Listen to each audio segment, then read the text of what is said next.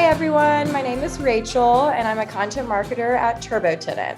I'm here today to kick off the celebration of Women's History Month with a very special interview with one of our very own female landlords, Beth Rasmussen. Did I say that right? Rasmussen, yeah. Rasmussen. Wonderful. Welcome. Thank you so much for chatting with me today. And to begin our interview, just tell me a little bit about yourself and about your rental business. Awesome. Thanks for having me. So I have two rental properties with my husband. We have a duplex and a single family home. We are in Fort Collins, Colorado. And so both of our houses are near campus, and we primarily rent to college kids, which we love, love renting to college students. So we really love that demographic. We have two young kids. We have a 9-year-old and a 5-year-old. We both work full time. My husband works for a nonprofit, and I'm a middle school teacher. And yeah, we love the outdoors. We have 2 dogs, and we're just an active family and active in the real estate community now too. So Awesome. You'll sound like some busy people, which brings me to my next question. Can you tell me how you've managed to juggle both jobs? Just like any tips for your fellow landlords and landladies looking to juggle both? yeah, well, it's definitely helpful that I have summers off. That's a really nice for tenant turnover, especially because we primarily rent to college. Mm-hmm. So we usually do like an August 1st to July 31st. So it's really helpful for me for that. But I know that not everybody's a teacher and gets like 8 weeks off every year. So for us, the biggest thing has been having systems in place. It's like hugely important. And the first time you do anything is going to be hard, So the first time you create your lease is going to be a lot harder than the second or third or fourth time that you sign it.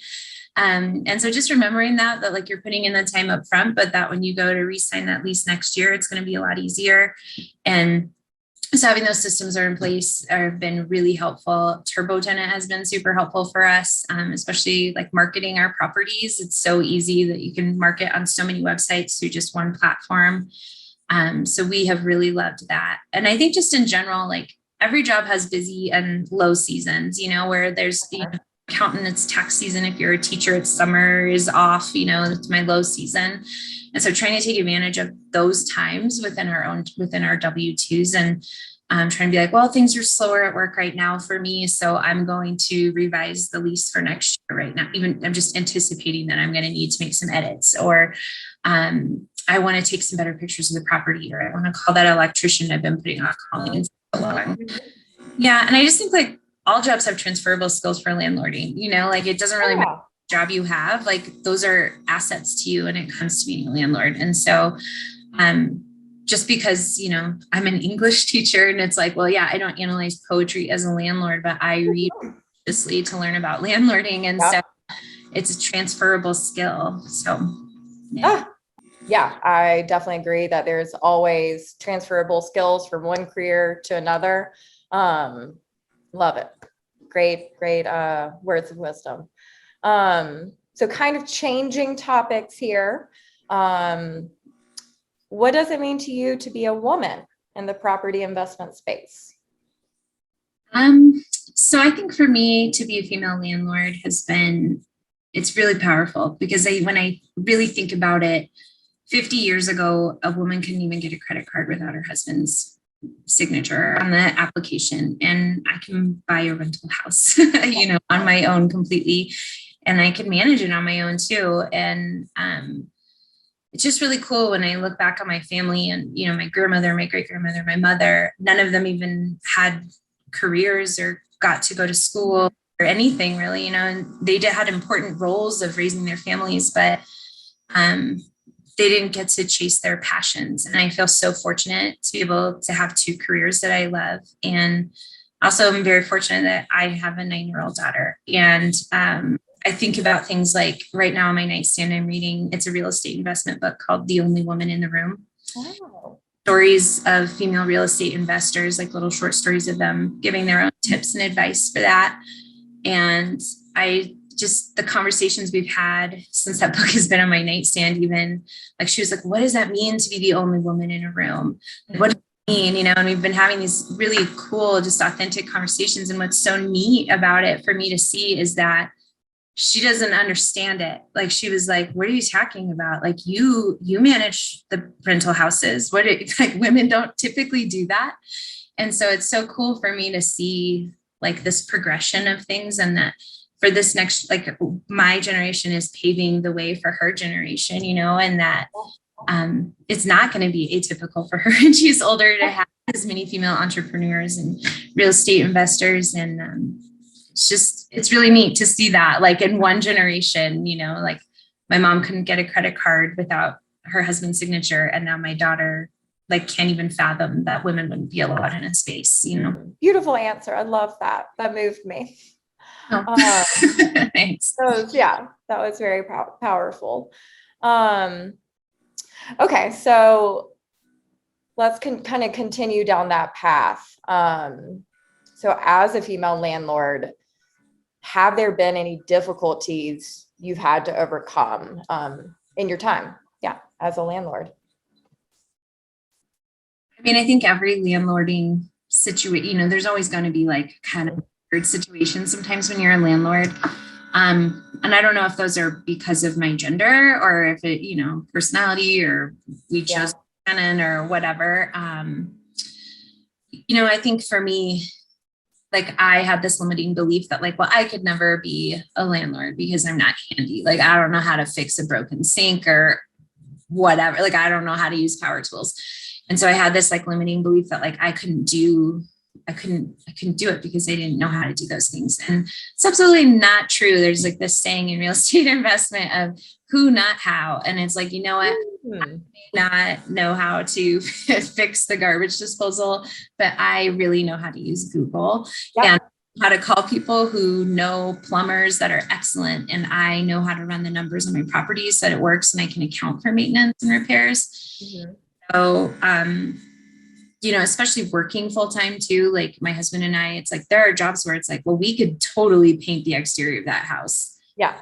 And, especially because we have young kids, like we have a 9-year-old and a 5-year-old. And it's like, I don't want to give up every weekend for a month. I already get such limited amount of time with my kids. And so just making sure that your numbers work, being a smart investor has been super helpful for us with managing that. And, just having this like faith of like, I don't need to have all the answers, but I need to be able to, use resources, like find a book, find a friend who's a landlord, find from something.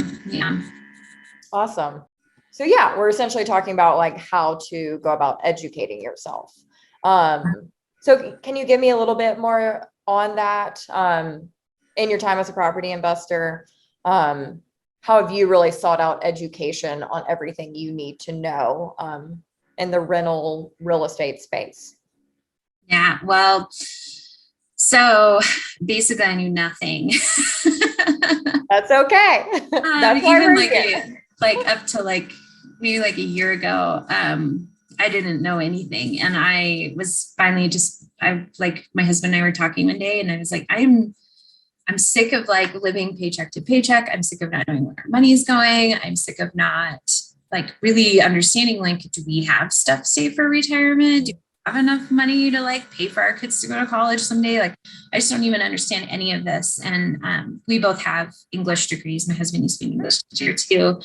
And like, I was like, we never took a business class, and I never took like any sort of like, advanced math classes or anything in college. And so it's just like, I don't understand where any of this is going. And so like I said, look, we're going to figure this out. Like, we're too smart to not know how to do this.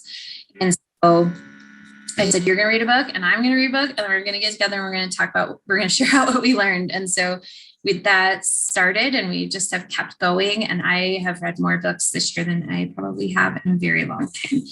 And so just realizing like I am a lifelong learner and I have read my way to success. I have bought 2 houses off market in this like insane housing market right now. And like, we don't make a lot of money. Like, I'm a teacher. My husband works for a nonprofit. There are people out there that are doing amazing things. And like, you have to know, like, if they can do that, you can do that too, and it's this belief that like there is nothing I can't learn. And Tony Robinson says like success leaves clues, and it does. Like there are people out there that are doing the most amazing things, and it's just you can't be afraid to like dive into it and learn about it. Awesome, thank you. So kind of continuing down this womanly path, I would like to know what you consider your top achievement thus far as a woman in the industry. There's so many, right? Right. Well, I mean, I think it's hard. It's not like anybody ever gives like a trophy out for like being the best landlord, so that's hard. But I do look at myself like not knowing anything about money to now having like a fully stocked like emergency fund, with like the 6 months of income. And I bought 2 houses in the last year, growing this business. And probably the thing I'm most proud of with our business is that it's local. Like we use a local credit union for our business banking. We use TurboTenant, which is a local, property management software. Yeah. We are both, my husband and I are both from Fort Collins. We're both locals. And, it's like when something breaks, we go to the local hardware store and buy stuff. And so just really trying to promote our community and keeping our money in our community has been huge for us. I'm really proud that we've been able to do that and offer just like safe, affordable, nice housing for people in our town. And it just feels good to give in that respect. So. Yeah. Oh, I love that. The move towards local everything is happening currently. And I really like to see that in the real estate rental industry space. It's really, really cool. And I also think it's also been really cool for me. Like I said, I have a 9-year-old daughter. And so that has been really cool for me to model her, to be like, okay, you're going to come with me and we're going to take pictures of the house today because we're going to post it online and you're going to help me like post it. And we're going to figure out what should we say and how should we describe this house and what are these adjectives we want to use to describe this space and the location. And like getting our kids involved in it has been really cool for us. And so I really love modeling that entrepreneurship and like getting her involved, getting my son involved too. He's 5, so he can't quite do as much as she can. Yeah. Another like joy for me has been also just like, I'm a teacher at heart, and so like sitting with people and like helping them with their finances now, like sharing my knowledge of like, hey, let's talk about this and like, let me help you. Like, there's no reason why you have to struggle. And it's like, people don't talk about money, it's like this hush hush thing. It's like, like you don't talk about sex, you don't talk about money, these like hush hush things. And we need to talk about it. And we need to provide space for it because people deserve to have good lives. And the reality is it's really not that hard, and it's a shame that we don't teach it more in our schools and stuff. Okay. So let's go big picture now. In your opinion, how do you think we as in TurboTenant or we as in women can bring more visibility to females in the real estate and rental industries? Well, I do think it's gaining momentum. I think there are a lot more female real estate investors than there have ever been. And they're a lot more transparent, and we're amplifying their voices through platforms like Instagram, through, the Only Woman in the Room type of books, through podcasts. There's that Investor podcast. So I do think women are gaining momentum in the field. I would absolutely love to see an all-female real estate investor startup in my area. I knew there used to be one in Denver, and I think kind of was tabled for a while with COVID. But I just think it would be so huge to give women a space, because a lot of my friends who are real estate investors that are couples, it's like the husband basically manages the rental property. The wife maybe doesn't even know where they are, or like nothing to do with it, is very, very hands off. And that is not the way our partnership works. Like with my husband and I, we're very much like, 50-50 with that involvement, and really split and divide that. And so I would love for women to just see that like this doesn't have to be my husband's business or like my husband's side hustle or whatever. It's like you can do this and you can be an asset to your company that you have, or you can do it on your own. Like you don't need a partner to do it at all either. Like it's like everything, the more you know about it, the less scary it is. And I also think like encouraging girls to be entrepreneurs and to go into the STEM fields. I see it's so beautiful to see my daughter and the way she's being brought up, like, with her schooling and with the way we're raising her and stuff, that it's just never not an option for her to like everything's an option for her, and there's definitely not the way that I was raised. And so I really hope that we can encourage that, and not just for female investors either. I think that a lot of diversity will change the field for the better. Yeah. People dread their landlords coming over traditionally. Maybe if we had some more diversity within that, members of LGBTQ plus community, members of our BIPOC community, female landlords, that maybe, when people saw themselves represented as property and, real estate investors, that we would maybe change that, because you don't have to have that power dynamic and all of those things that are present. This is one of my favorite questions. What would be your number one tip for fellow women looking to start investing in real estate? Oh my gosh. You have so many. I know. You can pick more than one if you need to. Because I could like write my own book about it. Amazing. You should. I would say mindset is huge when it comes to being any sort of property investor, but especially a female property investor, I feel. Because I think that as women, we often have limiting beliefs about things. Like I had this preconceived notion that I needed to be handy and I needed to know how to do the maintenance of my property, and you absolutely don't. You can hire out people to do that work, or you can have a property management company if that's what you want to do. Like you don't even have to self-manage your own properties. Mm-hmm. And so like getting past that limiting belief, or like I have a degree in English, so I would always be like, I can't do the math of running a business. I can't. Sure.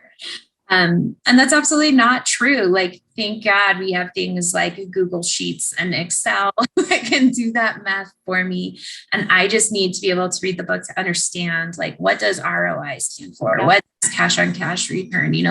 I understand what those numbers mean. And am I getting a good deal? I don't need to do the equations, and just having that confidence that like, I can do this, and people are doing this all over the world right now. And why not me? And just trusting that like you can do this and you can make a good decision, and it's not as scary as it sounds. And and just really thinking about that, like who, not how, like who can I get to help me with this? Not how can I do this on my own? And think for me also, sorry, this is kind of circling back also to have educated myself too. I've had an amazing mentor up here, Jensen. He's a realtor in town, and he has, given me everything from like copies of lease agreements that I can use, that walking me through like, what do you do when you get an, emotional support animal?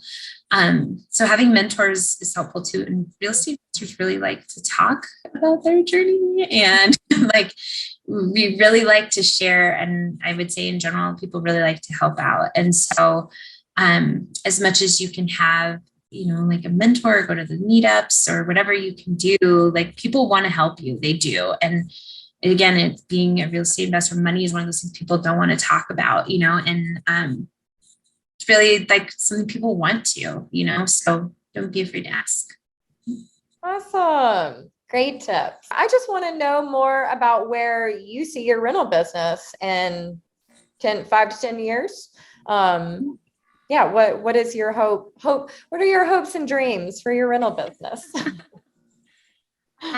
I definitely want to keep the momentum going. I want to grow our business. Our goal has been to have 10 houses in 10 years.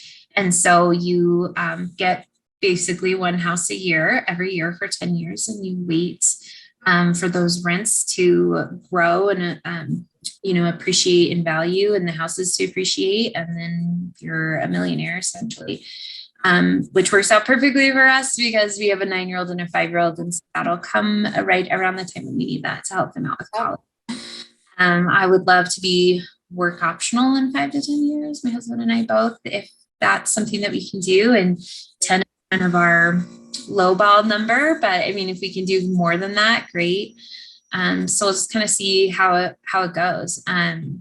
My dad's a farmer and he has this saying all the time that land is the only thing they're not making any more of. It's really true. And when I think about real estate, like, trying to get those properties as much as I can, because it is such a highly sought after item, and people are going to need places to live and they're going to need good people to provide those places for them. And so if it's not you, then who is it? Yeah. Well, thank you so much for walking us through all of that. I wanted to end on a fun note. But what is a song or whole album that makes you feel empowered as a woman? A woman. Or just in general? I would. So I've been a runner for a long time.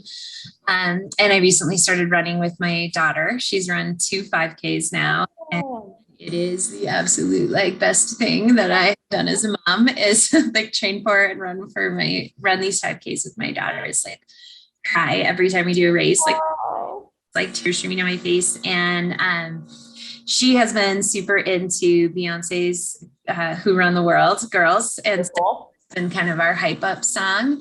And I've just been I guess I've been listening to that a lot lately. So that was the first thing that kind of came to mind when you said that. But she has this song that's we're strong enough to bear the children and then get back to business. And and I just think about that. I think about how I'm calling the electrician and scheduling appointments and screening tenants while I'm also making dinner and fixing the science report air dry clay project that is a giant crisis in the moment. And it's this big, chaotic, beautiful mess, but you can absolutely do it, and I'm just the biggest fangirl for people becoming real estate investors because it's been so life-changing for us. And